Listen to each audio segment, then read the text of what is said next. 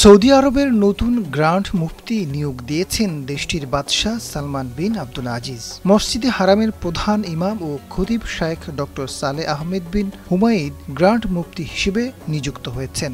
একই সঙ্গে সিনিয়র ওলামা পরিষদের চেয়ারম্যান হলেন তিনি। এর আগে গ্র্যান্ড মুফতি শেখ আব্দুল আজিজ বিন আব্দুল্লাহ আল শায়েখের ইন্তেকাল হলে উত্তরসূরি হন ডক্টর সালেহ বিন হুমাইদ। আলহামদুলিল্লাহি রাব্বিল আলামিন। মুসলিম বিশ্বের অন্যতম শ্রদ্ধেয় আলেম হিসেবে পরিচিত ডক্টর সালেহ বিন হুমাইদ। তিনি 4 দশকেরও বেশি সময় ধরে মক্কা মসজিদুল হারামের ইমাম ও খতিব হিসেবে দায়িত্ব পালন করছেন। এছাড়া প্রতি বছর হজের সময় আরাফার মসজিদে নামিরায় খুতবা দেওয়ার জন্য তিনি বেশ পরিচিত। 1993 সাল থেকে সৌদি আরবের মজলিস আশ-শুরা সক্রিয় সদস্য হিসেবে দায়িত্ব পালন করছেন এবং এই পরিষদের স্পিকার হিসেবে দায়িত্ব পালন করেছেন।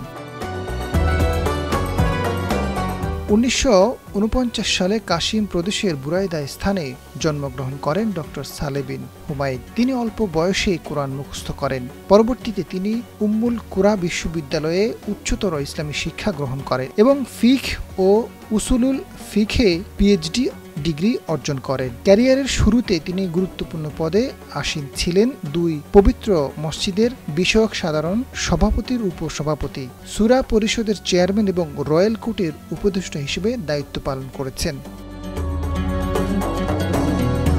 শেখ সালেহ মসজিদুল হারামের প্রথম ইমাম যিনি ডক্টরেট ডিগ্রিধারী ছিলেন। তিনি ফিকহ, পারিবারিক জীবন ও সামাজিক নানা বিষয়ে অসংখ্য গবেষণা ও বই লিখেছেন। তার উল্লেখযোগ্য কিছু গ্রন্থের মধ্যে রয়েছে রাফ আল হারাজ ফি আশ-শারিয়াহ আল ইসলামিয়া, দ্য হ্যাপি ফ্যামিলি এবং comprehensive jurisprudence for contemporary issues.